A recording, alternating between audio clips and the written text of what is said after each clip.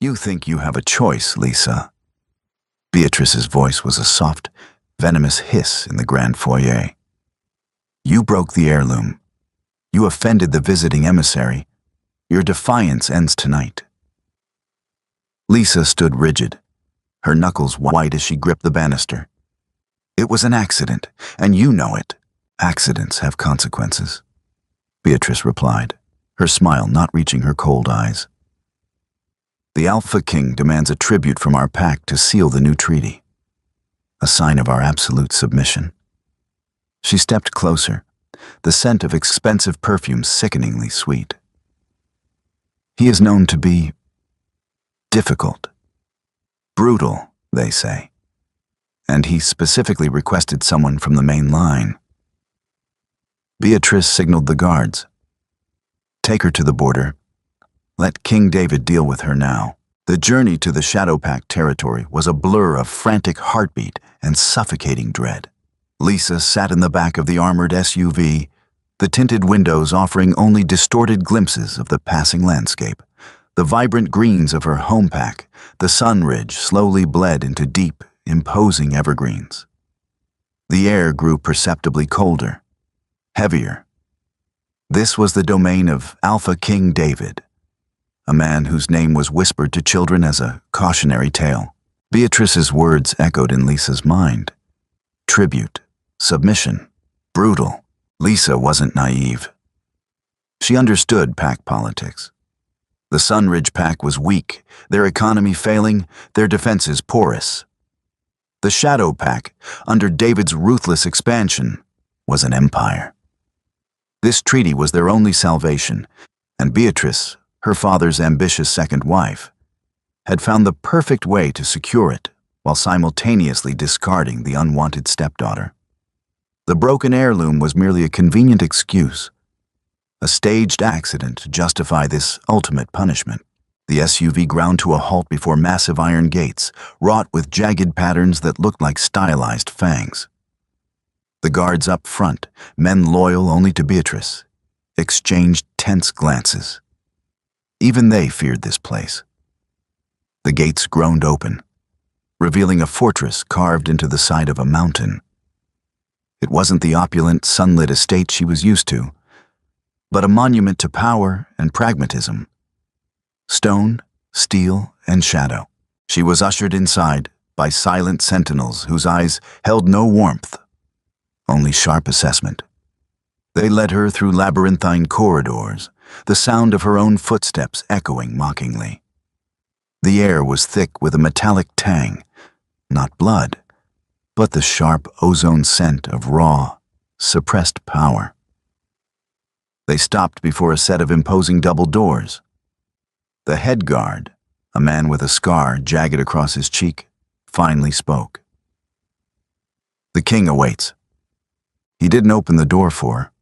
He merely stepped aside. Lisa took a shuddering breath. She smoothed down the simple, almost threadbare dress Beatrice had forced her to wear. A final humiliation designed to make her look like a beggar, not an alpha's daughter. She pushed the doors open. The room was vast, dominated by a massive stone hearth where a fire roared, casting long, dancing shadows. But the heat of the fire was nothing compared to the intensity that hit her the moment she stepped inside. He stood by the window, his back to her, looking out over the dark expanse of his territory. King David. He was taller than she imagined, broad-shouldered and imposing, radiating an aura of sheer dominance that made her wolf whimper and bare its neck in submission, even before he turned. When he did, Lisa felt the air leave her lungs. He wasn't a monster, not physically. He was starkly handsome, with harsh, aristocratic features carved from granite. But it was his eyes that terrified her, a deep, piercing gold that seemed to strip away her skin and examine her very soul. They were cold, calculating, and utterly devoid of mercy. So, his voice was a low, resonant rumble that vibrated in her chest. The Sunridge Pack sends its troublesome princess as a peace offering. He began to walk toward her, his movements fluid, predatory. He circled her slowly, his gaze sweeping over her meager dress, her trembling hands, her defiant chin. Your stepmother sent a very detailed letter regarding your transgressions, he murmured, pausing right behind her. She could feel the heat radiating from him. Insubordination, destruction of property, a general lack of respect for authority. Lisa forced herself to speak, though her voice shook. She lied, David chuckled, a dark, humorless sound. Everyone lies, Lisa. The question is, which lie is more useful to me? He stepped in front of her again, forcing her to look up at him. You are here as punishment. Do you understand what that means in my pack? It means my life is forfeit, she whispered, the reality crashing down on her. Your old life, yes. David corrected softly, his golden eyes narrowing. Here. You will learn obedience. You will learn your place. He reached out, his large, calloused hand gently catching a stray lock of her hair. The touch was terrifyingly gentle against the threat in his words. And we will see if the fire in your eyes can be tamed, or if it must be extinguished. Lisa's new reality was a disorienting paradox. She was a prisoner, yet she wasn't thrown into a dungeon. Instead, she was given a suite of rooms high in the fortress, luxurious but stark, devoid of any personal touches. The windows were reinforced glass, offering a sweeping view of a territory she couldn't touch. Her days were rigidly structured. She was assigned a silent, efficient maid named Alara, who brought her meals, drew her baths, and laid out austere, dark-colored clothing. She was allowed to walk the designated inner gardens, but always under the watchful eyes of the Shadowpact guards. It was isolation masked as hospitality, a psychological cage. King David was a ghost in her daily life, yet his presence permeated everything. She felt him in the sharp, disciplined movements of the staff, in the hushed tones of conversations that stopped when she approached. He was the sun this dark system revolved around. A week passed before she saw him again. She was in the library, a massive, multi-level room filled with ancient tomes and modern texts. It was the only place she found solace, burying herself in history and strategy, anything to keep her mind from the terrifying uncertainty of her fate. She was reaching for a book on a high shelf when a hand appeared above hers, effortlessly plucking the heavy volume down. The History of the Northern Alliances. David's voice rumbled close to her ear. Heavy reading for a captive. Lisa spun around, clutching the book to her chest. He was dressed in dark training gear, a light sheen of sweat on his brow, smelling of pine and exertion. I prefer it to dwelling on my circumstances, Your Majesty, she said, trying to keep her tone level. David, he corrected, leaning against the bookshelf, watching her intently. In this room, it's just David. She blinked, confused by the sudden informality. I don't think my stepmother sent me here for casual reading sessions. Your stepmother, David said, his lip curling in distaste, is a fool who thinks she can buy my favor with a pawn. She underestimated both of us, it seems. How so? She thought you were broken, a nuisance to be discarded. He stepped closer, the predatory aura returning. But this time, it was laced with something else. Curiosity. But I've been watching you, Lisa. You don't weep. You don't beg. You read military history and glare at my guards as if you're calculating their weak points. Lisa felt a flush of heat rise to her cheeks. She hadn't realized she was so transparent. I am merely trying to survive. Survival is base instinct, David murmured, his gaze dropping briefly to her lips before snapping back to her eyes. I am interested in what comes after you realize you're going to survive. He took the book from her rigid grip and placed it back on the shelf. Dinner. Tonight, my private quarters. It wasn't a request. That evening, Alara arrived with a dress unlike the austere garments she'd been given so far. It was deep forest green, simple but elegantly cut, flowing silk that clung to her subtle curves.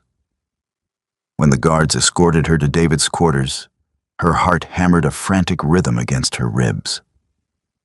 The room was surprisingly Spartan, lacking the ostentatious display of wealth common to alphas. A large oak table was set for two near a roaring fire. David stood as she entered, his eyes darkening as they swept over her. For a fleeting second, the cold Alpha King vanished, replaced by a man looking at a woman. Then, the mask snapped back into place.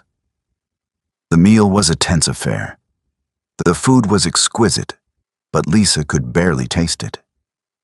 David ate with precise, controlled movements, asking sharp, probing questions about the Sunridge Pact, her father's declining health, and Beatrice's political maneuverings. He was interrogating her, testing her intelligence and her loyalty. "You speak of your pack with a strange detachment," he noted, swirling the blood-red wine in his glass. "They detached themselves from me the moment they handed me to you," Lisa replied, the bitterness leaking through her carefully constructed, neutral tone. David stopped, his glass pausing halfway to his mouth. He set it down slowly. "Treachery from within is the deepest wound," he said, his voice surprisingly soft. "It teaches you to trust no one. Is that why you are so feared?" she asked, the question slipping out before she could stop it. He looked at her, truly looked at her, and for the first time, she saw a flicker of weariness beneath the gold. Fear is a useful tool. Love is a liability. "And what am I doing here, David?" she challenged, leaning forward slightly. "If I am not a pawn, and I am not to be trusted, what is my purpose?" He stared at her for a long, heavy moment. The silence stretched until it felt fragile, ready to shatter. "Your purpose," he finally said, his voice barely a whisper, "is yet to be determined." The following weeks established a strange rhythm. The overt threat of punishment faded, replaced by an intense, unspoken scrutiny. David continued to summon her for dinners, and occasionally he would find her in the gardens or the library. Their conversations were like fencing matches, quick thrusts of interrogation, parried by careful deflection. Yet, amidst the verbal sparring, a strange intellectual intimacy began to form. He challenged her mind, and she, surprisingly, found herself challenging his. She learned that the stories of his brutality were true, but incomplete. He was ruthless to his enemies and unforgiving of betrayal, but he was fiercely protective of his own pack. The Shadow moniker wasn't just about stealth. It was about sheltering his people from the harshness of the world under his massive, unyielding canopy. One crisp afternoon, Lisa was in the training courtyard. She had finally managed to convince Alara to procure some basic workout clothes. She needed to move, to burn off the suffocating tension that coiled tighter within her every day. She was working on a heavy bag, throwing punches with a ferocity born of frustration. She didn't hear him approach until his voice cut through the rhythmic thud of her strikes. "Your stance is too wide. You're sacrificing speed for power, but a faster opponent will exploit that gap." Lisa stopped, panting, pushing a damp strand of hair from her face. David was standing by the equipment rack, dressed casually, watching her with a critical eye. "I wasn't aware I was preparing for a duel," she shot back, annoyed at the interruption. "You should always be prepared," he countered, walking toward her. "In my territory, weakness is an invitation." He stopped beside the heavy bag. Show me. Lisa hesitated, then fell back into her stance. She threw a combination, trying to tighten her footwork. Better, he murmured, but still too rigid. Before she could react, he stepped into her space. He didn't hit her, but he moved with terrifying speed, lightly tapping her shoulder, her ribs, her hip, demonstrating every opening she left exposed. You fight like someone who expects to be hit, he said, his voice low, his proximity making her breath hitch. You need to fight like someone who intends to win.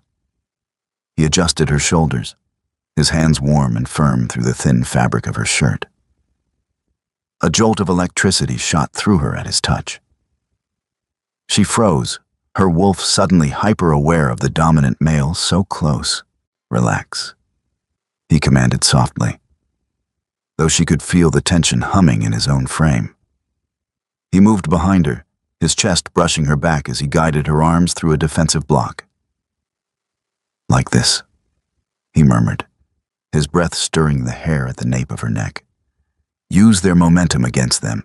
Lisa couldn't focus on the technique. The scent of him, pine, leather, and that raw masculine power, was intoxicating. She felt a dangerous heat pooling in her belly, a response that horrified her. This was the man holding her captive, the man who could end her life on a whim. She spun around suddenly, breaking his hold, putting distance between them. Her chest heaved. I think that's enough for today, she said, her voice unsteady. David watched her, his golden eyes dark and unreadable. He didn't move toward her, but the air between them crackled with suppressed energy. You're afraid, he stated, a factual observation. Of course I am, she snapped, anger masking the confusing flutter in her chest. You are the Alpha King. You can do whatever you want with me. And what do you think I want to do with you, Lisa? He asked, taking a slow step forward. The question hung in the air, loaded with implication. The stories of his cruelty warred with the gentle way he'd just touched her, the intellectual respect he showed her, the sudden, intense burning in his gaze. I don't know, she whispered truthfully. He stopped just inches from her. He reached out, slowly this time, and cupped her cheek.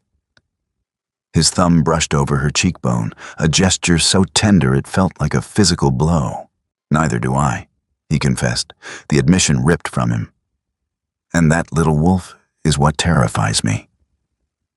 He dropped his hand and walked away, leaving Lisa standing in the courtyard, her heart pounding a frantic drumbeat against the silence he left behind. The dynamic had shifted. The punishment had somehow morphed into a dangerous, unpredictable game, and she realized with a jolt of panic that she was no longer sure who was the captive and who was the captor. The uneasy truce between Lisa and her captor was shattered 3 days later by the arrival of an uninvited guest. Lisa was in her quarters, tracing the frost patterns on the reinforced glass of her window. When Alara slipped into the room, the maid's usually placid expression was tight, her movements clipped. You are to dress for a formal dinner, my lady, Alara said, laying a garment bag on the bed. An emissary from the Sunridge Pack has arrived. Lisa's blood ran cold. The Sunridge Pack. Beatrice. She turned from the window, her pulse drumming a frantic beat against her throat. Who is it? A man named Silas, Alara replied, unzipping the bag. He claims he brings an addendum to the treaty.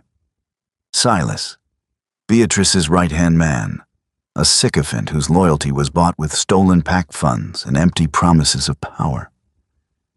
He was the one who had dragged Lisa from her bed the night she was banished. Panic, sharp and metallic, flared in her chest, but she ruthlessly shoved it down. She would not cower. Not here. Not anymore. The dress Ilara had brought was a masterpiece of intimidation. It was midnight blue, tailored to fit like a second skin, with long sleeves and a high neckline that offered no vulnerability, yet commanded absolute attention. It was a stark contrast to the beggar's rags Beatrice had sent her in. It was armor. When the guards escorted her into the great hall, the heavy oak doors groaned, announcing her arrival. The room was grand, lit by hundreds of floating candles that cast flickering golden light over the long, polished dining table. David sat at the head, a picture of lethal composure in a tailored black suit that did nothing to hide the broad, heavily muscled lines of his body. Silas sat halfway down the table, looking distinctly uncomfortable in the vast, shadowed space. Silas's head snapped up as Lisa entered. A smug, oily smile spread across his thin lips, undoubtedly expecting to see her broken, starved, or chained. Instead, his smile faltered as she glided toward the table, her spine steel, her chin held high. "Ah, Lisa," Silas drawled, recovering his composure. He didn't stand. "Look at you. I see the Shadow Pack is charitable to its prisoners." David didn't speak. He merely watched, his golden eyes resting on Lisa with an unreadable, heavy weight. He gestured to the empty chair to his immediate right. Not the foot of the table, his right hand. Lisa took the seat, feeling the ambient heat radiating from David's massive frame. "I am not a prisoner, Silas," Lisa said smoothly, pouring herself a glass of water. Her hand didn't tremble. "I am a guest." Silas barked a harsh laugh, looking to David for camaraderie. "A guest? Come now, King David. We both know why she was sent here. Beatrice hopes she hasn't been too much of a burden. She was always a willful, disobedient child. If you require a more compliant tribute, Sunridge is willing to negotiate." The silence that followed was absolute. The clinking of silverware stopped. Even the guards by the doors seemed to stop breathing. David slowly turned his head toward Silas. The movement was predatory, like a great cat locking onto a wounded gazelle. The temperature in the room seemed to plummet. "You presume to speak of burdens in my hall?" David's voice was a low, vibrating purr that made the silverware rattle subtly against the table. Silas swallowed hard, his Adam's apple bobbing. "I merely meant, Your Majesty, that Beatrice..." David cut him off, the name sounding like a curse on his lips. "Sent me a woman she deemed worthless, a woman she accused of treason and destruction." David leaned forward, planting his elbows on the table, his massive hands clasping together. He didn't look at Lisa, but she could feel the tether of his awareness wrapped tightly around her. Yet, in the weeks she has been here, I have found no treason, only intellect. David continued, his gaze pinning Silas to his chair. "I have found no destruction, only resilience. It makes me question the judgment of the Sunridge leadership. It makes me wonder if the tribute was not a punishment for her, but a profound miscalculation by you." Silas was pale, sweating profusely. "Your Majesty, the heirloom she destroyed was a piece of glass." David snarled, his alpha aura suddenly flaring, a suffocating physical weight that pressed down on the room. Silas whimpered, physically shrinking back. Lisa gripped the edge of the table, her breath hitching. She had known David was powerful, but this raw, unfiltered dominance was terrifying.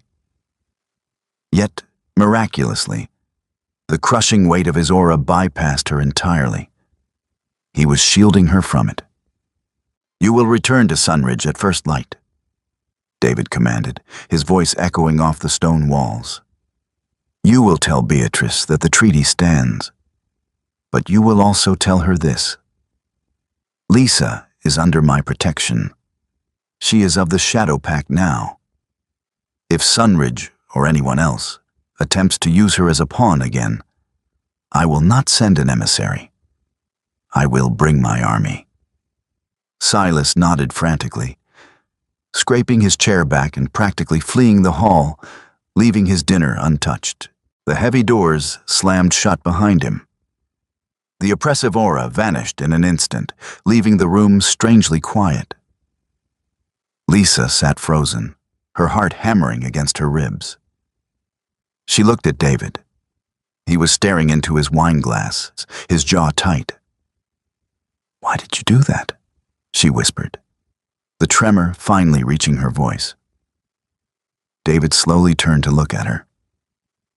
The cold, ruthless alpha was gone. In his eyes, the gold burned with a fierce, undeniable heat. "Because," he said softly, reaching out to trace the knuckles of her white-knuckled grip on the table, "they do not get to dictate your worth. And I protect what is mine." The fortress felt different after Silas's departure.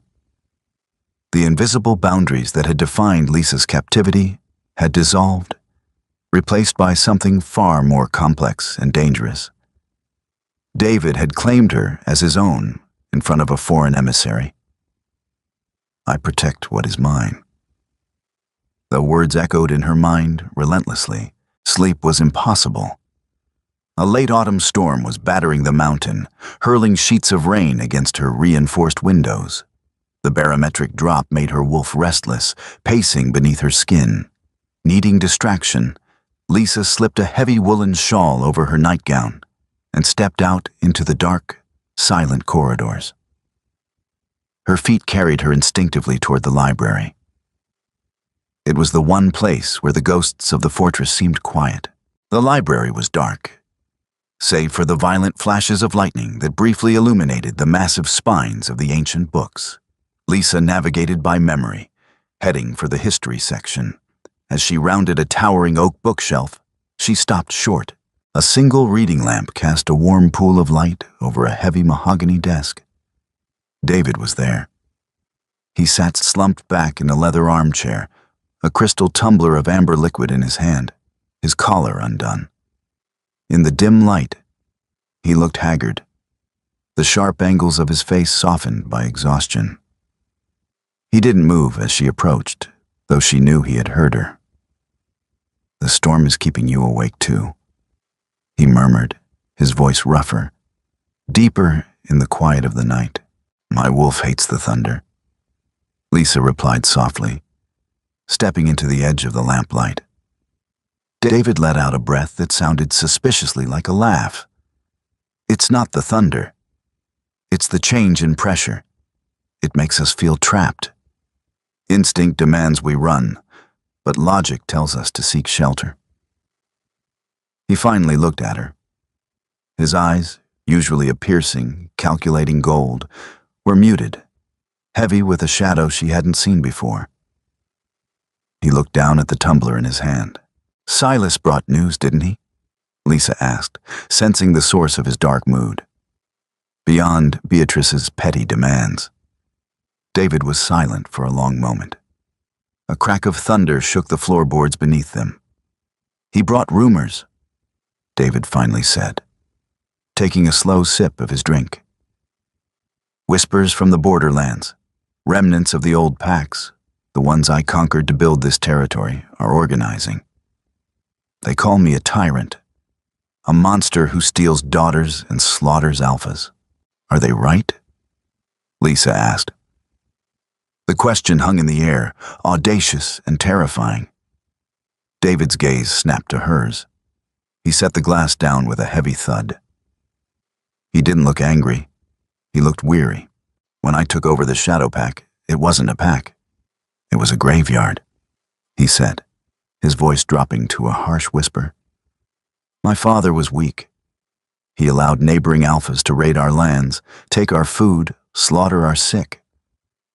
I watched my mother bleed out on the snow because an invading pack wanted our hunting grounds. Lisa inhaled sharply, clutching her shawl tighter. Beatrice's cruelty paled in comparison to the brutal reality of David's past. I didn't conquer them out of greed, Lisa. David continued, standing slowly. He moved around the desk, stopping just a foot away from her. The scent of him, petrichor, whiskey, and raw power, enveloped her. I conquered them to build a wall. I became the monster they whispered about, so that my people would never have to look over their shoulders again. I ruled by fear, because fear is the only language those beasts understood. He reached out, his large hands hovering just inches from her arms, as if he wanted to touch her, but didn't trust himself. But you, he whispered, his eyes searching her face, cataloging every nuance of her expression. You look at me, and you don't see the monster, even when you should, even when I give you every reason to. I see a man, Lisa said, her voice trembling. A man who carries the weight of a kingdom alone. David closed the remaining distance between them. He rested his forehead against hers. The contact was electric, sending a jolt of heat straight to her core. He was so large, so overpowering. Yet his touch was profoundly gentle. It is a lonely weight, he confessed, his breath mingling with hers. I thought I was accustomed to the dark, until you walked into my hall with fire in your eyes and defied me. Lisa looked up, their lips bare inches apart. She could feel the erratic thumping of his heart echoing the frantic rhythm of her own. The air between them was thick, suffocating with unsaid things. He leaned in, his gaze dropping to her mouth. A sharp, shrill siren shattered the intimacy. David violently pulled back, his head snapping toward the window. The perimeter alarm, the vulnerability vanished from his face in an instant, replaced by the lethal, calculating Alpha King. The monster had returned to defend his walls. Stay here, he ordered, his voice cold iron. Do not leave this room. But before she could argue, he was gone, swallowing the darkness as he sprinted down the corridor, leaving Lisa alone with the echoing siren and the phantom warmth of his touch on her skin. The siren wailed, a mechanical shriek that cut through the thunder. Lisa stood frozen in the library for exactly 10 seconds before the adrenaline overrode David's command. Stay here. It was a sensible order. She was weaponless and untrained for real combat. But the thought of cowering in the dark, while the man who had just bared his soul to her ran into danger, made her stomach violently rebel. She ran to the nearest window. The courtyard below was a chaos of motion. Shadowpack warriors, moving with terrifying, silent efficiency, were pouring out of the barracks. Floodlights slashed through the driving rain, illuminating the massive iron gates. They weren't just under attack, they had been breached. Lisa squinted through the rain-streaked glass. The attackers weren't organized soldiers. They moved erratically, shifting mid-stride between human and wolf forms. Rogues, feral, unpredictable, and entirely devoid of pack law. Suddenly, her eyes caught movement away from the main skirmish. 3 rogues, fully shifted into massive, mangy wolves, had bypassed the courtyard slaughter. They were scaling the rough stone of the eastern wall, the wall that led directly to the upper residential wing, to her wing. Lisa didn't think. She bolted from the library, sprinting down the corridor toward her quarters. If they made it inside, they would slaughter the unarmed staff. Alara was down there. She reached the intersection near her rooms, just as the heavy glass of the eastern balcony doors shattered inward. A rogue wolf scrambled through the broken frame, shaking glass and rain from its matted fur. It was hideous. Emaciated, eyes wild with bloodlust and madness. It sniffed the air, its gaze locking onto Lisa. It snarled, exposing yellowed, rotting fangs. Lisa's heart hammered against her ribs, but her mind went eerily calm. David's words from the training yard echoed in her head. You fight like someone who expects to be hit. You need to fight like someone who intends to win. She didn't retreat. She grabbed a heavy iron candelabra from the hall table, gripping it like a bat. The rogue lunged. It was fast, a blur of fur and claws. Lisa dropped to one knee, using its own momentum against it, just as David had taught her. She swung the heavy iron base upward with all her strength, catching the wolf squarely under its jaw. Bone crunched. The rogue yelped, its trajectory thrown off. It crashed into the stone wall, sliding down in a stunned heap. But there were two more. The second wolf squeezed through the broken frame, immediately lunging for her before she could recover her stance. Its jaws snapped inches from her face, foul breath washing over her. Lisa scrambled backward, using the candelabra to parry a swipe of its claws, but the force of the blow knocked the makeshift weapon from her hands. She was cornered. The wolf crouched, muscles coiling for the killing strike. A roar shook the very foundation of the fortress. It wasn't a sound a human throat could make. It was a primordial, earth-shattering sound of absolute fury. A massive shape erupted from the stairwell behind the wolf. It was David, fully shifted. His wolf form was terrifying, a nightmare of midnight fur, muscles like steel cables, and eyes that glowed with demonic gold fire. He dwarfed the rogue entirely. David didn't just attack the rogue, he annihilated it. His jaws locked onto the back of the rogue's neck. And with a sickening crunch and a vicious shake of his massive head, it was over. He tossed the lifeless body aside like a broken toy. The third rogue, halfway through the window, took one look at the Alpha King and tried to flee. David moved with impossible speed, a black blur that intercepted the fleeing wolf, dragging it back out onto the balcony into the rain. The sounds that followed were wet, brutal, and mercifully brief. Lisa leaned against the wall, sliding down until she sat on the floor, her chest heaving, her hands shaking violently now that the adrenaline was fading. Silence descended on the corridor, broken only by the howling wind outside. A shadow fell over her. David had shifted back. He was kneeling in front of her, entirely naked, oblivious to the cold, the rain, or the blood staining his chest and arms. His human eyes were still flashing with his wolf's golden fury. He reached out, his hands trembling, the first time she had ever seen him unsteady. He grabbed her arms, pulling her firmly into his chest. "Are you hurt?" His voice was a harsh, ragged grate. He was checking her over frantically, his hands running over her shoulders, her neck, searching for wounds. "Tell me you're not hurt." "I'm okay," Lisa gasped, burying her face in the crook of his neck. He smelled of rain, blood, and sheer terror. "I'm okay, I hit it." David crushed her against him, burying his face in her hair. He was breathing hard, his massive chest heaving against hers. "I told you to stay in the library." He growled into her hair. But there was no anger in his tone, only desperate, raw panic. "I felt them breach the east wall. I thought I was too late." He pulled back just enough to look at her. His eyes were wide, the iron mask of the Alpha King completely shattered. In that moment, he wasn't a king, and she wasn't a captive.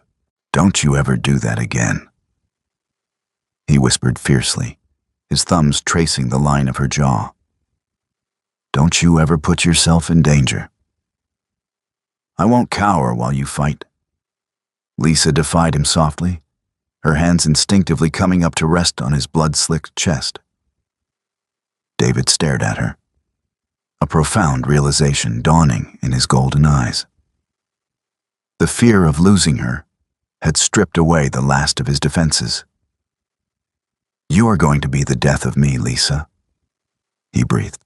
And then, surrounded by shattered glass and the bodies of his enemies, the feared Alpha King leaned down and captured her lips with his own. It wasn't a gentle kiss. It was desperate, bruising, and possessive. A fiery claim that branded her soul and sealed her fate irrevocably to his. The courtyard was a scene of grim efficiency the next morning. The rain had washed away the worst of the carnage, but the scent of blood and wet ash clung to the damp stones. Shadow Pack warriors moved with quiet purpose, securing the breached wall and removing the bodies of the rogue wolves. Lisa stood by the window of her quarters, the heavy velvet drapes pulled back. She had barely slept. The memory of David's kiss, the frantic, bruising heat of it, was branded onto her lips, a constant, echoing pulse that made her restless. A quiet knock drew her attention. The heavy oak door swung open, and David stepped inside. He looked exhausted. The feral Alpha King who had slaughtered rogues in the rain was gone, replaced by a man wearing the heavy mantle of leadership. He wore a simple dark sweater and trousers, but he moved with a stiffness that suggested hidden injuries. "The perimeter is secure," he said, his voice a low rasp. He didn't move past the threshold, keeping a careful distance between them. The breach was targeted. They knew exactly where to hit the wall to access the residential wing. Lisa turned from the window, her arms crossed over her chest. The air between them crackled with the unresolved tension of the night before. "You think someone gave them the blueprints?" "I know someone did," David replied, his golden eyes hardening. "Rogues don't coordinate complex sieges. They are scavengers. Someone paid them, armed them with information, and pointed them at my fortress." "Who?" Lisa asked. Though a cold dread was already pooling in her stomach, David finally stepped into the room, closing the door behind him. He walked toward her, stopping a few feet away. "We found a scent marker on one of the bodies, a specific blend of wolfsbane and silver trace. It's a signature." "Whose?" "It's not from the borderlands, Lisa," David said softly, watching her face closely. "It's from the south. The Sunridge territory." Lisa felt the blood drain from her face. She swayed slightly, and David immediately stepped forward, his hand hovering near her elbow. But he didn't touch her. "Beatrice," she breathed, the name tasting like ash on her tongue. "She wouldn't. She knows you would retaliate. She knows I would retaliate if she attacked openly," David corrected, his tone analytical but thrumming with underlying anger. "Using rogues gives her plausible deniability. If they succeeded, I would be distracted by internal security, and you would be dead. A tragic casualty of a rogue attack." The reality of it settled over Lisa like a heavy, suffocating blanket. Beatrice hadn't just banished her. She was actively trying to eliminate her. The treaty was a ruse to buy time, and Lisa was the sacrificial lamb meant to draw David's fire. "Why?" Lisa whispered, staring blindly at the floor. "I was no threat to her. I have no claim to the Sunridge leadership. Why go to such lengths?" "Because you are not just a prisoner anymore, Lisa," David said, his voice dropping to a low, intimate register that forced her to look up. He closed the remaining distance between them. The exhaustion in his eyes was eclipsed by a fierce, possessive heat. He reached out, his knuckles brushing against her cheek, the touch shockingly gentle compared to the violence he was capable of. When Silas reported back, he didn't just tell her that I refused to negotiate. David continued, his thumb tracing the line of her jaw. He told her that I claimed you, that I protected you. You were supposed to be a broken tribute, a symbol of my dominance over Sunridge. Instead, you have become something else entirely.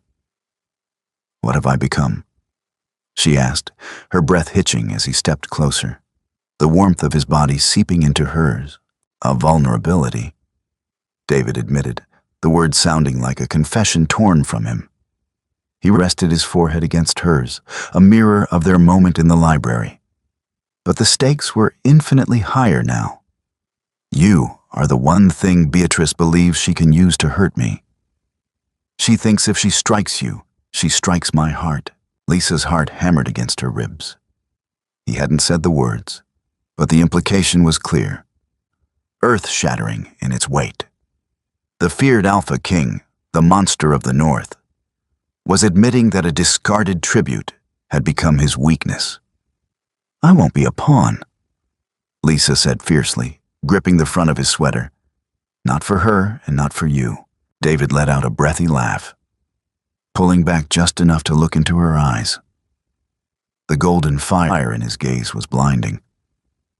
No, little wolf. You could never be a pawn. You are the queen on the board, and it's time we started playing to win. The shift in David was immediate and terrifying. The weary leader vanished, replaced by the strategic mastermind who had conquered the northern territories.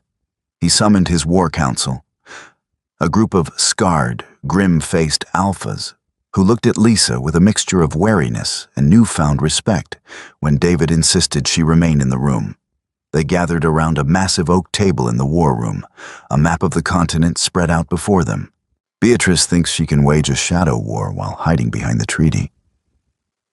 David began, his voice commanding absolute silence. He slammed a heavy iron dagger into the map, the blade piercing the territory marked as Sunridge.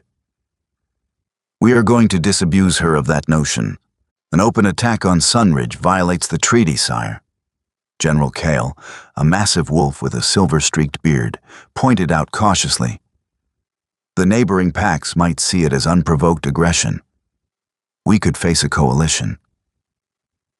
It won't be an unprovoked attack, David said, a cruel, calculating smile playing on his lips. He looked at Lisa, his eyes burning with a strange, dark pride. It will be a reclamation. He turned back to the council. Beatrice sent Lisa here as a tribute, forfeiting her rights as a Sunridge citizen. But she miscalculated. By pack law, if a tribute is accepted and claimed by the receiving alpha, they become a full member of that pack. An attack on Lisa is an attack on the Shadow Pack. The council members exchanged startled glances. Kyle cleared his throat. Sire, you haven't formally claimed her. There has been no ceremony, no marking. There will be, David said softly, his gaze never leaving Lisa. The room seemed to shrink, the air growing hot and tight. But the legal precedent is established by my public declaration to Silas. We have proof of the rogue attack, and we have the scent markers linking them to Sunridge. He leaned over the table, his physical presence dominating the space. We do not march on Sunridge to conquer. We march to arrest a traitor who attempted to assassinate a member of my pack. The strategy was brilliant. It bypassed the treaty entirely, framing the conflict not as a war of expansion, but as a matter of internal pack justice. It isolated Beatrice, forcing the Sunridge warriors to choose between defending a corrupt leader or yielding to a lawful arrest. The fortress transformed into a war machine. For 3 days, the air hummed with the sound of sharpening steel, the heavy thud of marching boots, and the low, tense growls of wolves preparing for a hunt. Lisa found herself swept up in the current. She wasn't relegated to the sidelines. David kept her close, consulting her on the layout of the Sunridge estate, the likely loyalties of the guard captains, and the hidden passages within her former home. On the eve of the march, Lisa stood on the balcony of her quarters, the cold wind whipping her hair. The courtyard below was a sea of dark armor and disciplined soldiers. The sheer scale of David's power was breathtaking. Are you ready? She turned. David stood in the doorway, dressed in full battle armor.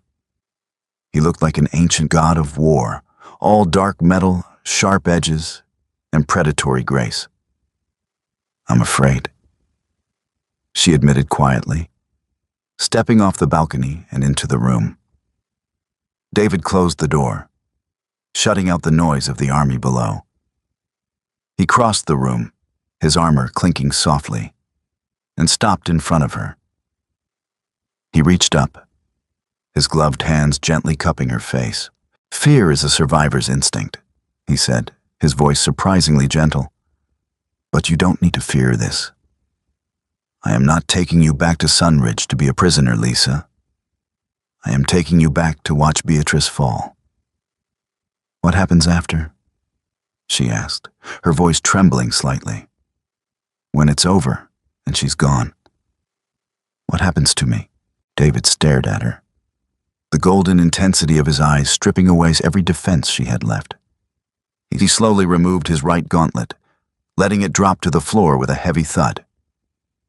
He raised his bare hand, tracing the line of her collarbone with the pad of his thumb. The touch sent a jolt of fire straight to her core. "When it's over," he murmured, leaning down until his lips were barely a breath away from hers. "You will decide if you want to stay in the shadows or if you want to rule them." He kissed her, deep and claiming, a promise sealed not in blood or treaties, but in the undeniable, uncontrollable fire that raged between them. Tomorrow, they would bring down a queen. But tonight, the Alpha King bowed only to her. The Shadowpack army did not approach Sunridge under the cover of darkness. They marched at high noon, a massive, imposing tide of dark armor and disciplined wolves that blocked the main road.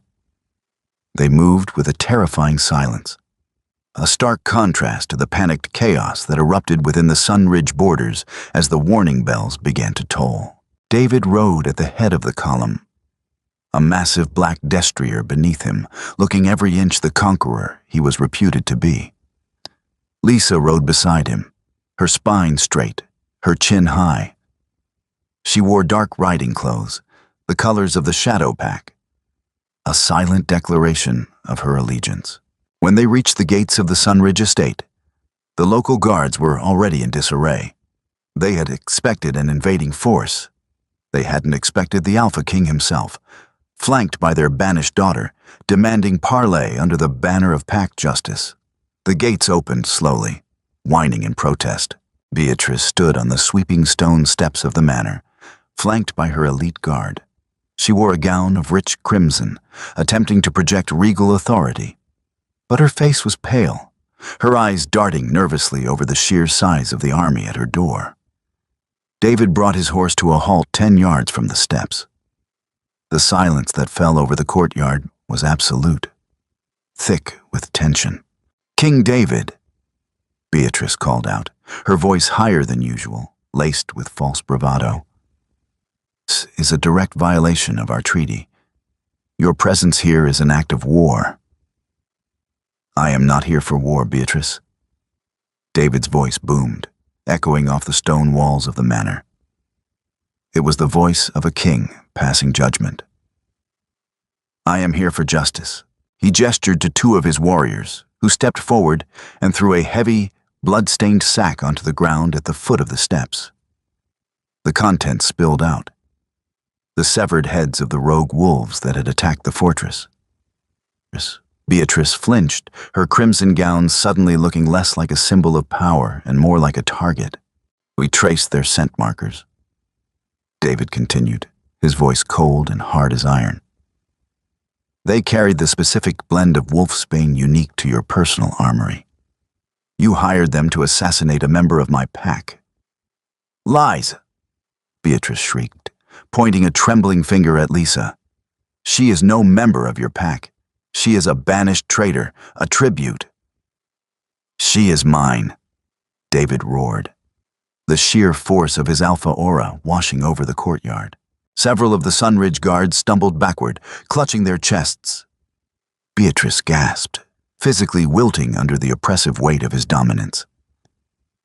David dismounted, his boots hitting the gravel with a heavy crunch. He walked toward the steps, his golden eyes locked onto Beatrice. By pack law, an attack on a claimed mate is an attack on the alpha. You have committed treason, Beatrice.